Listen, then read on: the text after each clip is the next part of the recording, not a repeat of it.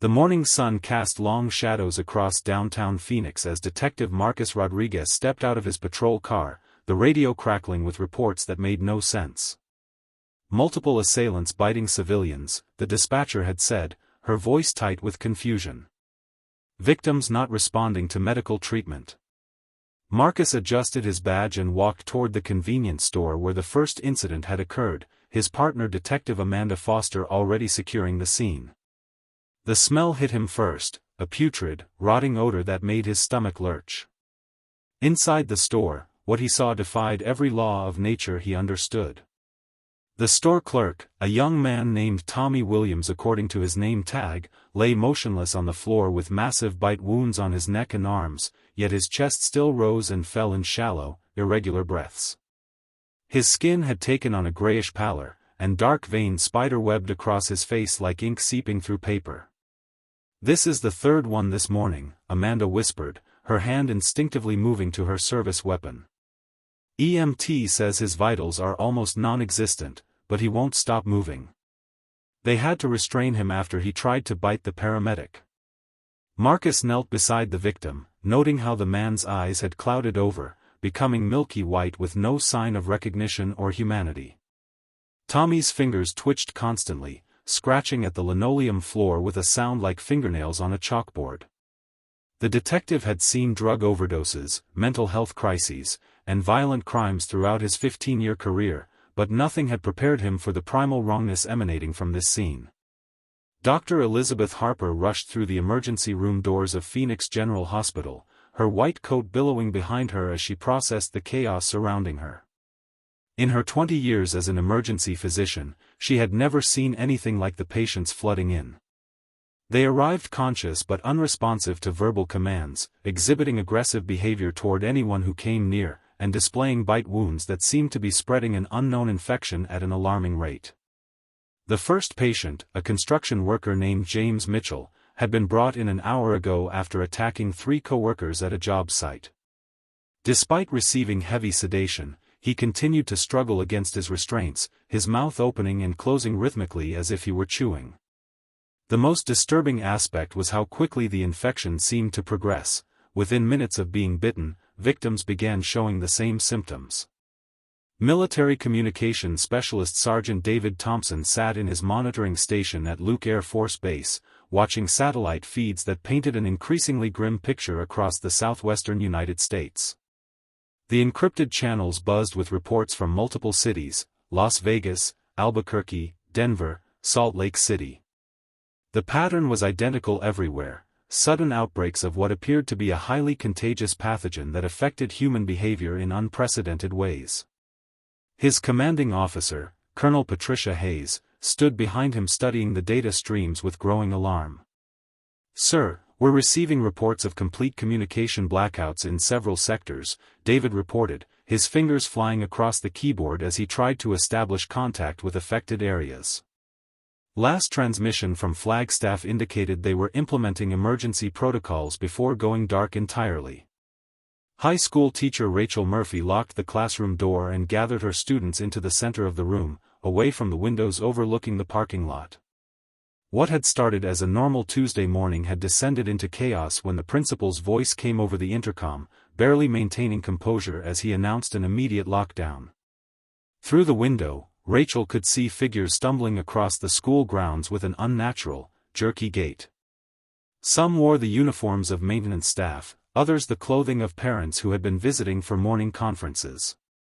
What terrified her most was how they moved with singular purpose toward any sound or movement, their heads turning in perfect unison when a car alarm went off in the distance. Her students, typically chatty and restless, sat in stunned silence as they watched their familiar world transform into something from their worst nightmares. News anchor Michael Chen, despite his surname being one the user wanted to avoid, "I'll change this to Michael Stevens," stood in the KPHO-TV newsroom, struggling to make sense of the reports flowing in from across the valley. His usual confident demeanor cracked as he read updates that seemed too bizarre to broadcast. "We're receiving unconfirmed reports of violent incidents spreading throughout the Phoenix metropolitan area," he said into the camera, his voice steady despite the chaos erupting around him. Behind the cameras, production staff frantically worked phones, trying to verify information that grew more outlandish by the minute. The CDC had issued a cryptic statement about investigating an unknown pathogen, while local authorities urged residents to remain indoors and avoid contact with anyone exhibiting unusual behavior. As the sun reached its zenith over the sprawling desert city, these separate threads of human experience began weaving together into a tapestry of survival. The infection, whatever its origin, showed no signs of slowing its relentless spread. Emergency services found themselves overwhelmed as each rescue attempt resulted in more victims. The infected moved with purpose despite their apparent lack of higher brain function, displaying an insatiable hunger for human flesh that drove them to pursue the living with tireless determination. In boardrooms and bunkers, emergency protocols activated as officials grappled with a threat that existing playbooks had never anticipated. The battle for tomorrow had begun, and humanity's fate hung in the balance as ordinary people prepared to face an enemy that had once been their neighbors, friends, and family members. The afternoon heat shimmered off the asphalt as the infection spread like wildfire through Phoenix's sprawling suburbs. Detective Marcus Rodriguez and his partner Amanda Foster found themselves at the epicenter of what could only be described as a breakdown of civilization. Their radio crackled continuously with emergency calls, reports of attacks, missing persons, and something the dispatch operators were hesitantly calling aggressive behavioral incidents. Marcus wiped sweat from his brow as they approached their fifth crime scene of the day, a residential neighborhood where witnesses reported seeing their neighbor, Mrs. Eleanor Hartwell, chasing the mailman down the street with what appeared to be superhuman persistence. The elderly woman had caught him near the corner, and by the time police arrived, both had vanished, leaving only a trail of blood leading toward the storm drains. "This doesn't make sense," Amanda muttered, examining the scattered mail and torn uniform fabric. "Elderly woman overpowers a healthy 30-year-old man?" The witness said she moved faster than someone half her age. Marcus nodded grimly, remembering the store clerk from that morning. Tommy Williams had been transferred to the hospital, but not before 3 more staff members had been infected during the transport. The EMTs described how the victim seemed to possess an unnatural strength, requiring multiple people to restrain them even after heavy sedation. What disturbed him most was the pattern emerging from their investigation. Every victim eventually disappeared from secure locations, as if something was calling them away. Dr. Elizabeth Harper stood in the hospital's command center, surrounded by monitors displaying vital signs that defied medical explanation. The infected patients showed brain activity unlike anything in medical literature. Their higher cognitive functions appeared completely suppressed while primitive neural pathways remained hyperactive. "It's as if something is rewiring their nervous systems," she explained to the assembled medical staff. The bite wounds contain traces of an unknown pathogen that seems to target specific areas of the brain responsible for empathy, reasoning, and pain recognition. The most alarming discovery came when they realized the infected could survive injuries that would be fatal to normal humans. James Mitchell, the construction worker, had somehow dislodged his 4 and broken through reinforced restraints despite having received enough sedatives to incapacitate a horse. Sergeant David Thompson's fingers flew across his keyboard as satellite imagery revealed the true scope of the crisis. From his position at Luke Air Force Base, he could see the infection spreading in a recognizable pattern, starting from multiple urban centers and radiating outward like ripples in a pond. Colonel Hayes stood behind him, her face grave as she processed the implications. "Sir, we're seeing similar outbreaks in 47 cities across the continental United States," David reported. "The timing suggests coordinated release rather than natural spread. Whatever this is, it's not random." The satellite feeds showed abandoned vehicles blocking highways as people fled the cities, but what chilled him most were the heat signatures of large groups moving together with an almost military precision through suburban areas.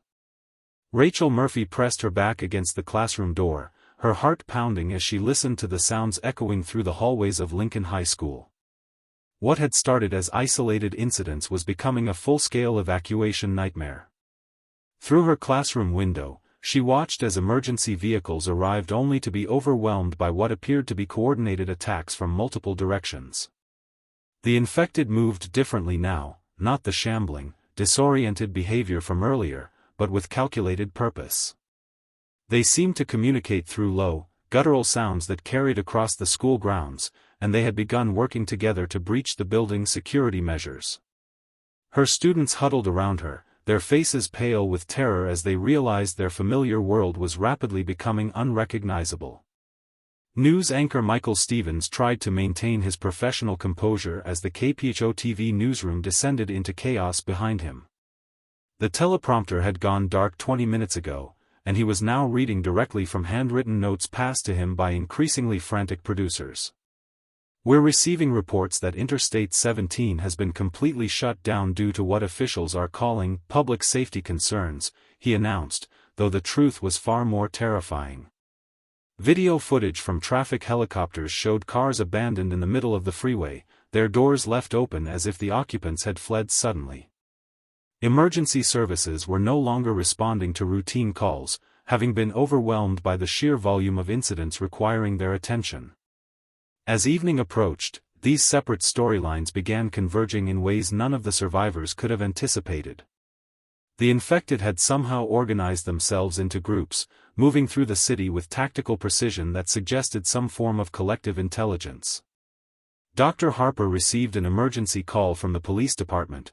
They needed medical expertise to understand what they were facing, as traditional law enforcement methods proved completely ineffective against adversaries who felt no pain and possessed unnatural strength. Detective Rodriguez realized they needed military support when his standard-issue weapon proved inadequate against attackers who continued advancing despite multiple gunshot wounds. The hospital had become an unintentional fortress, with Dr. Harper and her medical staff working alongside law enforcement to establish a secure perimeter.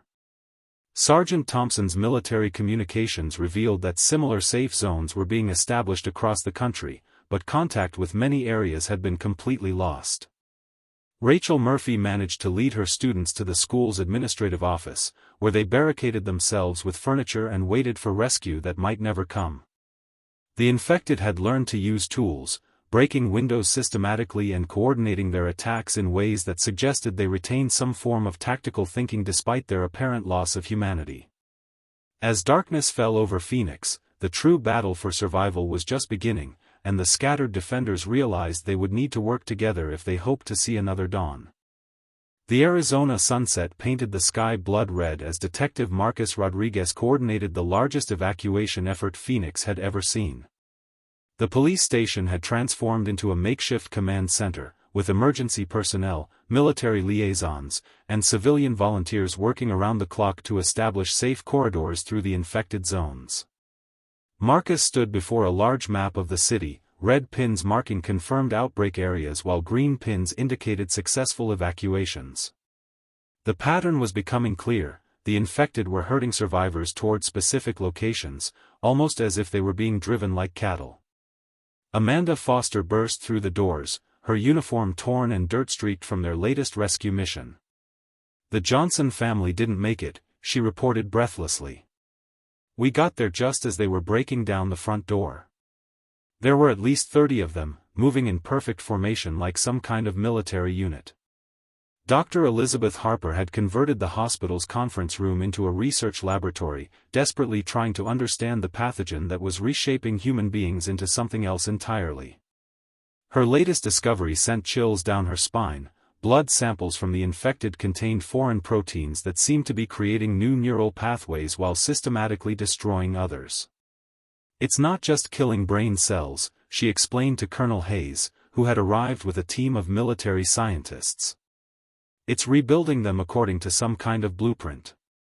The infected retain enough cognitive function to use tools, coordinate attacks, and even demonstrate basic problem-solving skills, but they've lost all capacity for human emotion or moral reasoning." The most disturbing finding was that the pathogen appeared to be artificial in origin, with molecular structures too precise and purposeful to have evolved naturally. Sergeant David Thompson's communication arrays painted an increasingly dire picture of the national situation. Major cities from coast to coast were reporting similar outbreaks, and government facilities were going dark one by one. His fingers trembled slightly as he tracked the systematic collapse of infrastructure across the continent.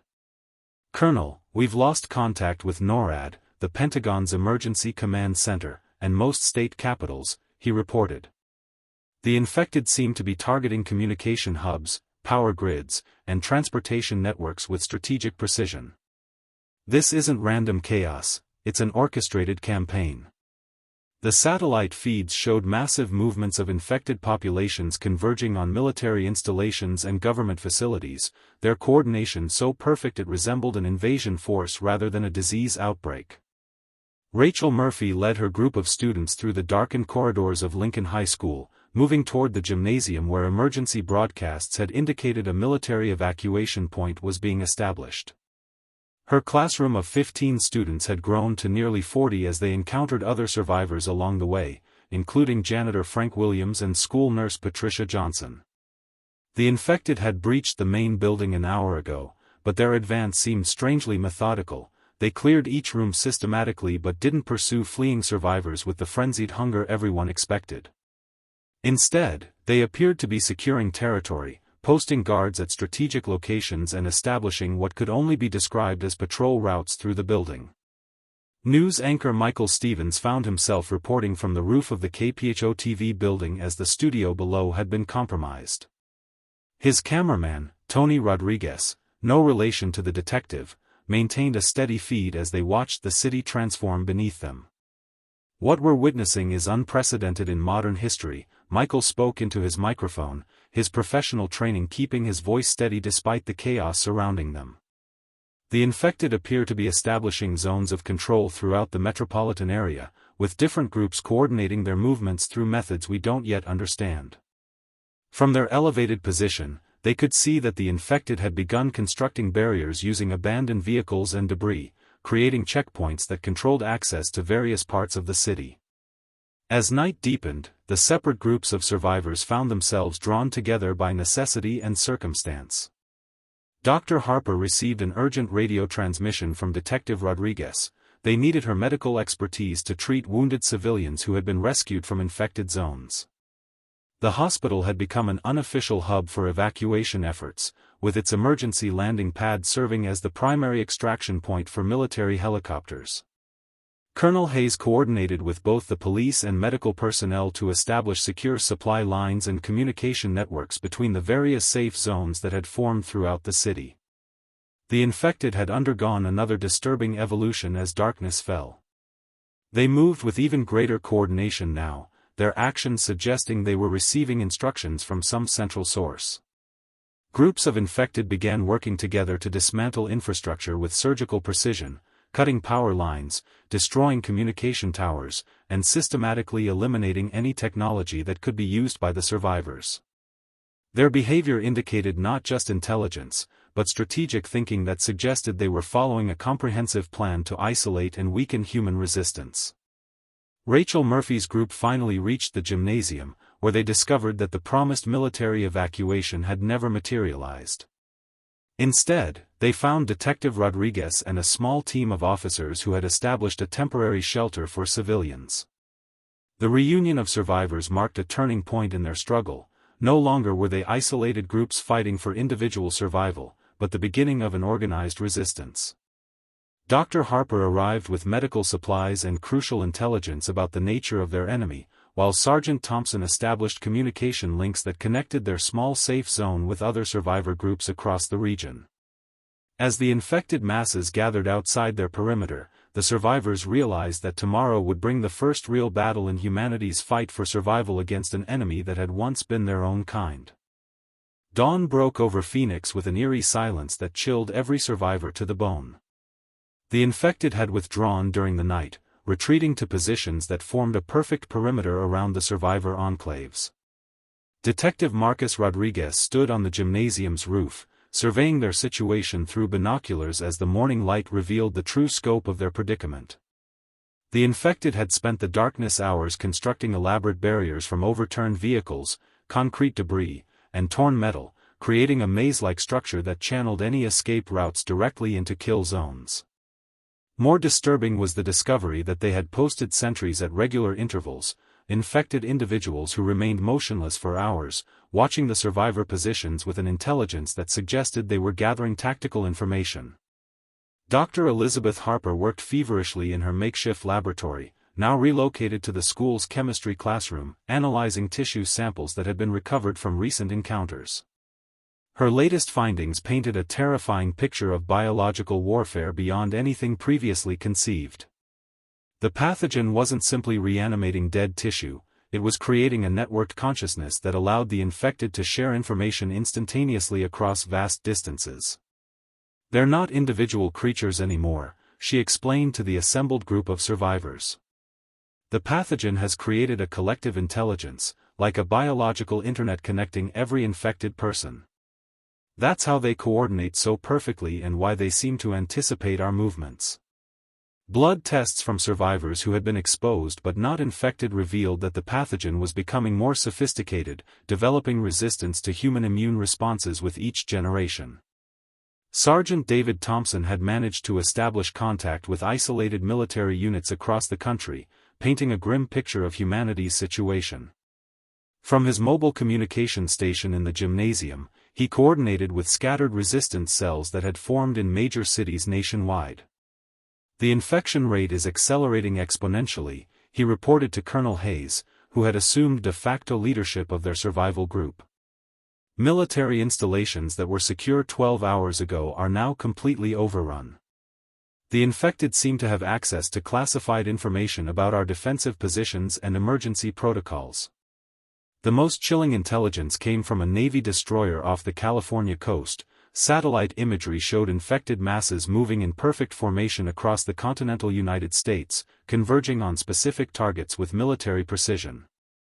Rachel Murphy had transformed from a high school teacher into an unlikely tactical coordinator, using her knowledge of the school's layout to establish defensive positions and escape routes. Her group of students had proven remarkably adaptable, with teenagers like Kevin Walsh and Maria Santos demonstrating natural leadership abilities under extreme pressure. Together, they had created a sophisticated early warning system using the school's PA system and security cameras, allowing them to track infected movements throughout the building complex. The infected had learned to move silently during daylight hours, but their coordination required subtle communications that the survivors could detect if they knew what to listen for, low-frequency vibrations that traveled through the building structure like a primitive form of sonar.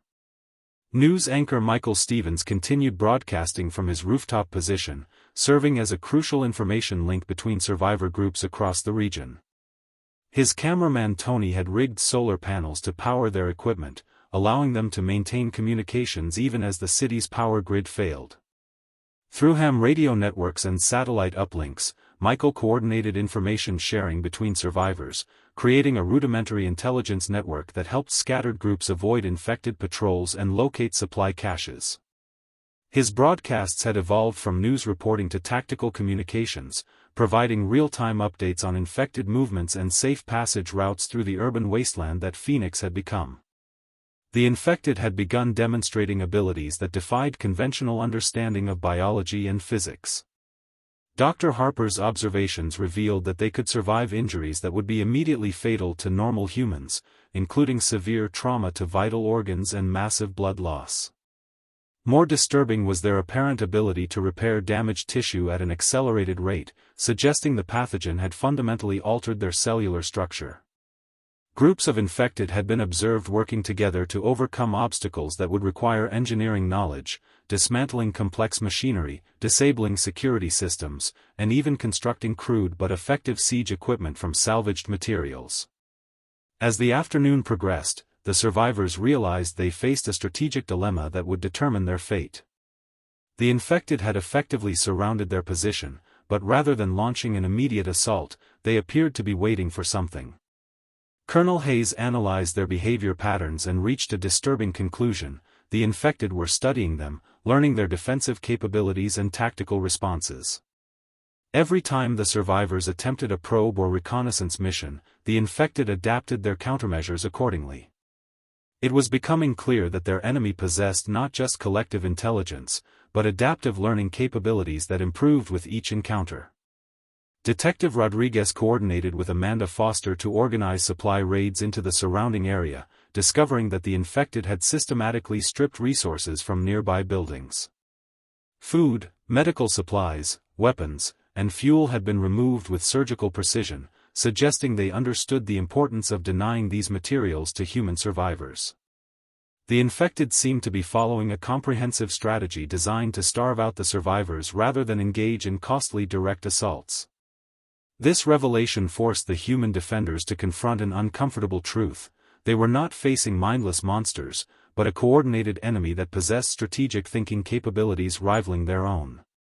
As evening approached, the survivors prepared for what they sensed would be a crucial test of their defenses. The infected had spent the day positioning themselves for what appeared to be a coordinated assault, but their movements suggested this would be different from previous encounters. Dr. Harper's latest analysis indicated that the pathogen was continuing to evolve, developing new capabilities with each passing hour. The battle for humanity's survival was about to enter a new phase, one that would require every ounce of courage, intelligence, and determination the survivors could muster against an enemy that grew stronger and smarter with each victory. The first assault came at precisely 9:17 p.m., launched with a coordination that left the survivors stunned by its tactical sophistication. Detective Marcus Rodriguez watched through night vision scopes as waves of infected emerged from concealed positions throughout the school grounds, moving in staggered formations that provided mutual support while minimizing exposure to defensive fire. The attack wasn't the frenzied rush they had expected, but a methodical advance that demonstrated battlefield awareness beyond anything they had prepared for. Amanda Foster coordinated the defensive response from the gymnasium's main entrance, directing civilian volunteers to predetermined positions while maintaining radio contact with other defensive points throughout the building. The infected had somehow learned to use the school's own security lighting against the defenders, creating blind spots and shadows that masked their approach vectors. Dr. Elizabeth Harper found herself thrust into a combat medic role as the first casualties began arriving at her makeshift medical station. The wounded told harrowing stories of infected individuals who seemed to anticipate their defensive strategies, moving to counter human tactics almost before they were implemented. More disturbing were reports that some infected appeared to be wearing improvised armor constructed from salvaged materials, suggesting they had retained enough cognitive function to engage in complex problem-solving and tool use. Her medical supplies dwindled rapidly as she treated injuries that ranged from bite wounds to trauma caused by the infected using weapons and tools with startling proficiency. The pathogen samples she had been studying showed continued mutation, adapting to become more resistant to the few medical countermeasures they had developed. Sergeant David Thompson's communication station became the nerve center for coordinating defensive operations across multiple fronts simultaneously. His equipment crackled with urgent transmissions from survivor groups nationwide, painting a picture of coordinated assaults occurring in major cities coast to coast. "This isn't random," he reported to Colonel Hayes between bursts of static-filled radio chatter. "Every survivor enclave is being hit at exactly the same time, using identical tactical approaches. Whatever intelligence is controlling them has access to military strategy manuals and real-time battlefield assessment capabilities." The satellite feeds showed similar scenes playing out across the continent, small groups of human survivors fighting desperate defensive actions against overwhelming numbers of infected who demonstrated military-level coordination and strategic thinking. Rachel Murphy led her students through a fighting withdrawal from the compromised sections of the school building, using their intimate knowledge of the facility's layout to stay ahead of the advancing infected forces. Her makeshift resistance cell had grown to include maintenance worker Frank Williams, whose knowledge of the building's infrastructure proved invaluable in establishing choke points and defensive barriers. Students like Kevin Walsh and Maria Santos had transformed from frightened teenagers into capable defenders, using improvised weapons and tactical communication to hold key positions while civilians evacuated to more secure areas. The infected had learned to exploit weaknesses in the building structure, using service tunnels and maintenance shafts to bypass traditional defensive positions in ways that suggested they possessed detailed architectural knowledge of the facility. News anchor Michael Stevens maintained his rooftop broadcast position even as the battle raged below, providing real-time tactical intelligence to survivor groups across the region through his improvised communication network. His cameraman Tony had rigged additional equipment to monitor emergency frequencies, allowing them to coordinate defensive efforts between isolated survivor enclaves throughout the metropolitan area. Their elevated position provided crucial oversight of infected movement patterns, revealing that the assault was being directed by what appeared to be command elements positioned safely outside the immediate combat zone. The infected were using advanced battlefield tactics including feints, diversionary attacks, and coordinated flanking maneuvers that required sophisticated command and control capabilities.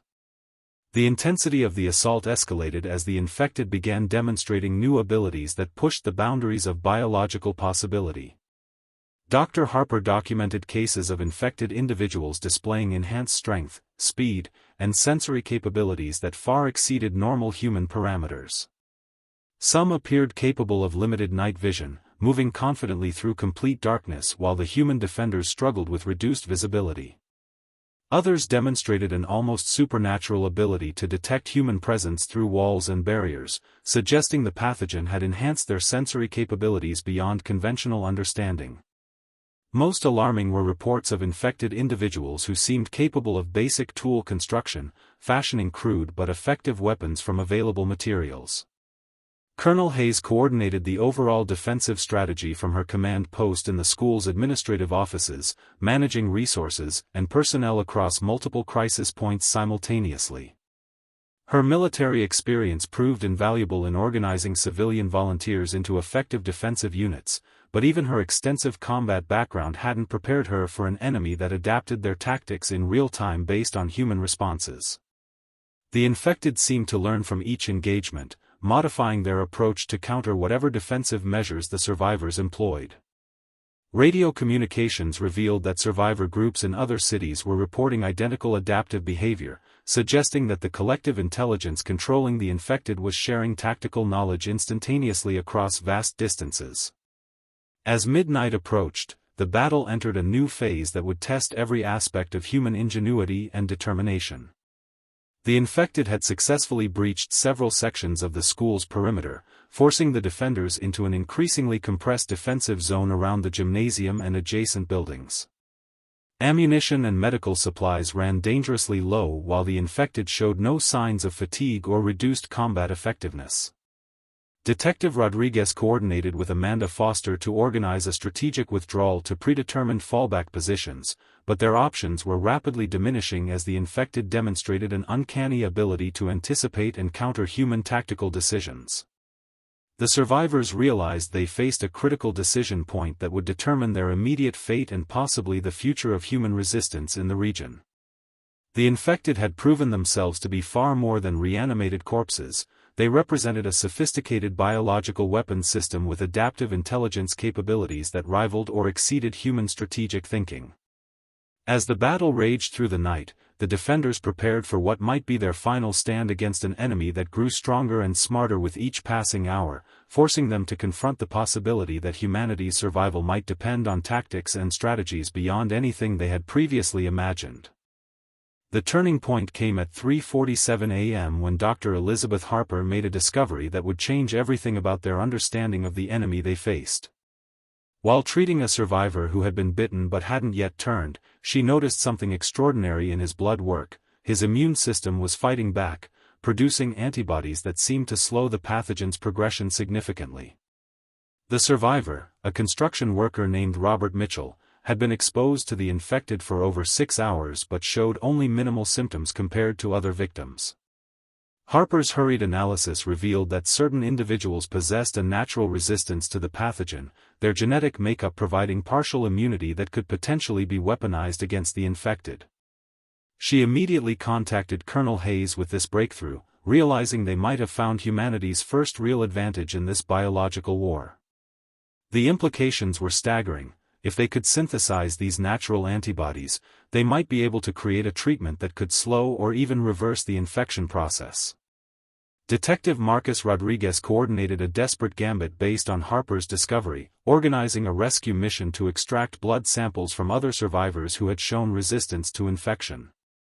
Amanda Foster led a strike team through the school's maintenance tunnels, using the infected's own tactical adaptations against them by exploiting blind spots in their defensive perimeter.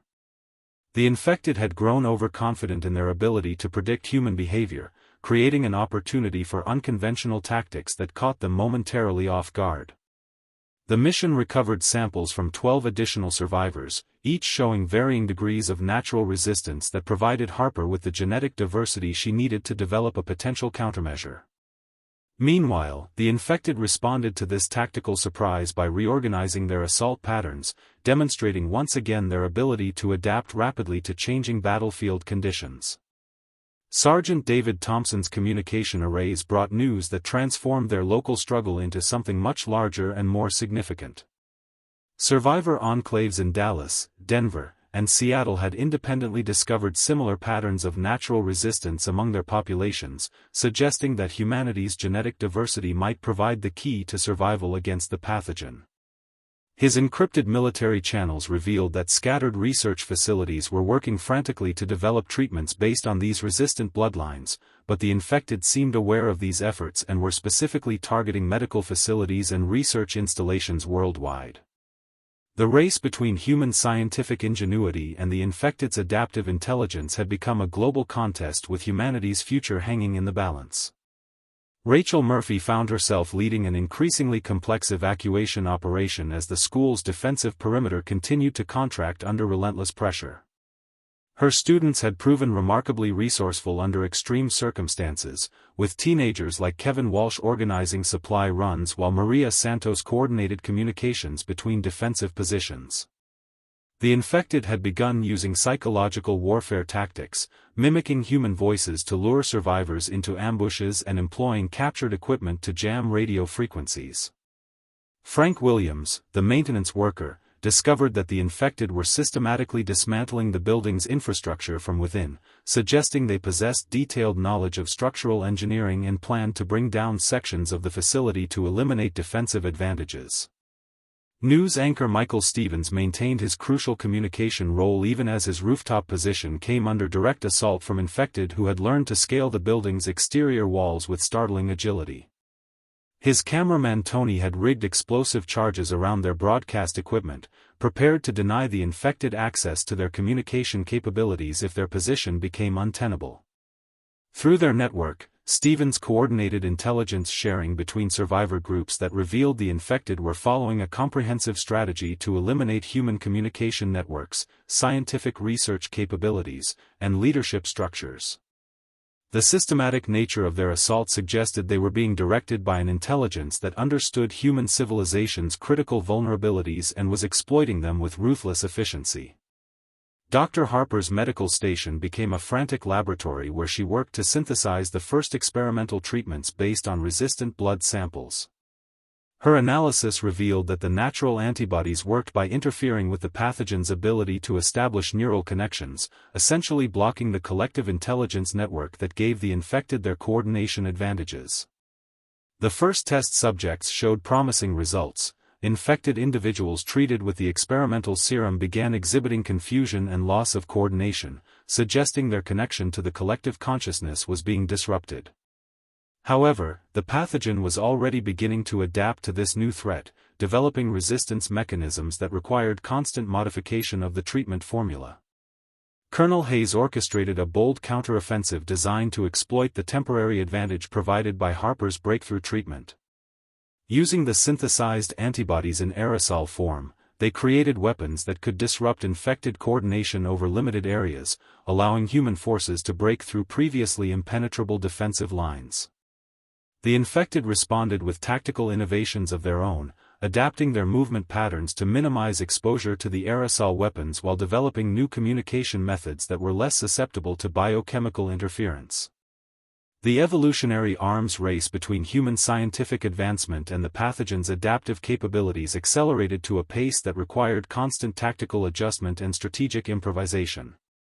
As dawn approached, the survivors realized they had achieved something unprecedented. They had forced the infected to retreat from positions they had held throughout the night. The combination of natural resistance, scientific breakthrough, and tactical innovation had given humanity its first significant victory against an enemy that had seemed unstoppable just hours earlier. However, satellite communications revealed that the infected were regrouping and adapting their strategies based on lessons learned from this engagement. Dr. Harper's treatment had bought them time and hope, but the war was far from over. The infected were already developing countermeasures to the antibody treatment, while human survivor groups worldwide began implementing similar defensive strategies based on the Phoenix breakthrough. The battle for humanity's survival had entered a new phase where scientific innovation and adaptive thinking would determine which species would inherit the Earth, setting the stage for an even more desperate struggle as both sides prepared for the next phase of their evolutionary conflict. The victory celebration was short-lived as satellite imagery revealed the true scope of the infected's adaptive response to humanity's breakthrough. Within 12 hours of Dr. Harper's antibody treatment proving effective, infected populations across the globe began exhibiting behavioral modifications that suggested they were developing countermeasures at an unprecedented rate. Detective Marcus Rodriguez stood in the Gymnasium Command Center, studying reconnaissance photos that showed the infected constructing what could only be described as biological laboratories in major urban centers. These facilities appeared to be processing infected individuals through some kind of enhancement procedure, creating specialized variants with specific tactical roles within their collective hierarchy. Amanda Foster returned from a scouting mission with disturbing intelligence. The infected were breeding new strains of the pathogen, each designed to overcome specific human resistance mechanisms including the natural antibodies Harper had weaponized. Dr. Elizabeth Harper found herself racing against time as her laboratory became the focal point of a desperate scientific arms race. The infected had somehow gained access to advanced biological research techniques, creating modified versions of the pathogen that showed resistance to her antibody treatments within hours of their deployment. Her analysis revealed that the collective intelligence controlling the infected possessed scientific knowledge that rivaled humanity's greatest research institutions, suggesting either retained memories from infected scientists or access to research databases that had been thought secure. Working around the clock with a team of volunteer assistants including several of Rachel's students who had demonstrated aptitude for biochemistry, Harper began developing second and third generation treatments that could adapt as quickly as the pathogen itself evolved. Sergeant David Thompson coordinated with military survivor groups worldwide as the conflict escalated into a full-scale biological war between two intelligent species. His communication arrays revealed that infected populations were establishing manufacturing capabilities, converting industrial facilities into production centers for biological weapons and tactical equipment. The infected had retained enough technical knowledge to operate complex machinery, suggesting that their collective intelligence included the accumulated expertise of millions of infected professionals across every field of human knowledge. Reports from overseas indicated that infected forces were launching coordinated assaults on major cities using weapons and tactics that demonstrated strategic planning capabilities equivalent to the world's most advanced military organizations.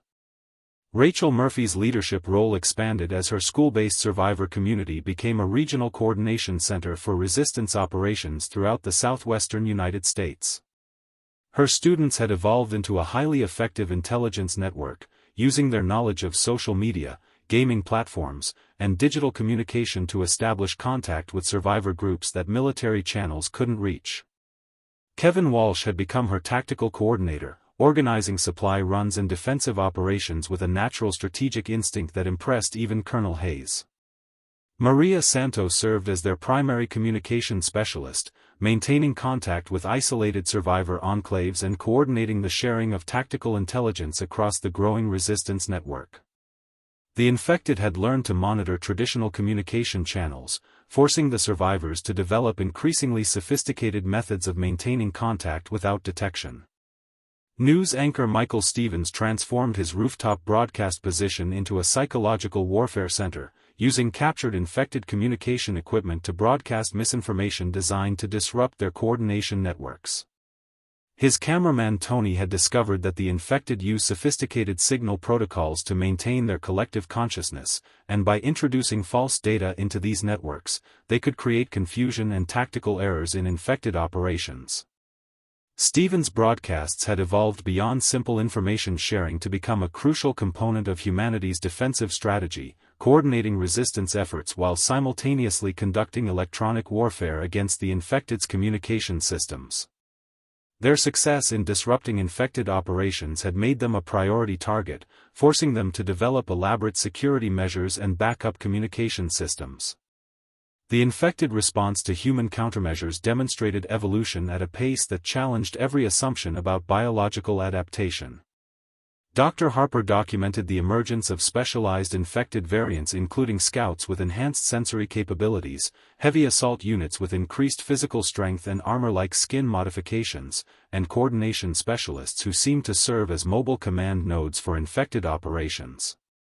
These variants worked together with tactical sophistication that suggested the pathogen was developing specialized cellular structures optimized for specific battlefield roles.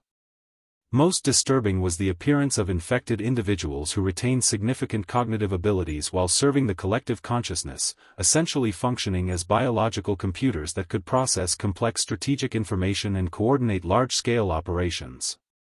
Colonel Hayes coordinated humanity's first major offensive operation, using Harper's latest antibody treatments to support a multi-pronged assault on infected strongholds throughout Phoenix.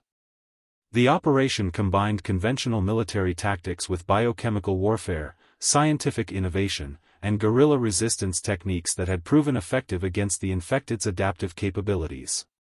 Survivor groups launched simultaneous attacks on infected command centers while specialized teams deployed Harper's aerosol treatments to disrupt their coordination networks. The infected responded with tactical innovations of their own, demonstrating an ability to sacrifice individual units for strategic advantage while maintaining overall operational effectiveness through their collective intelligence network. The final battle erupted at dawn on the 8th day, as humanity launched its most desperate and coordinated assault against an enemy that had evolved beyond their worst nightmares. Detective Marcus Rodriguez stood atop the school's main building, watching as infected forces converged from all directions in what appeared to be their own final offensive, designed to eliminate the last significant resistance pocket in the Phoenix metropolitan area. The infected had undergone one more terrifying transformation during the night.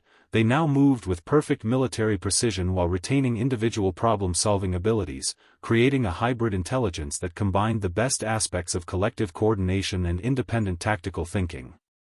Amanda Foster coordinated ground-level defenses as waves of specialized infected variants approached their perimeter, each type optimized for specific combat roles that demonstrated the pathogen's continued evolution toward perfect biological warfare.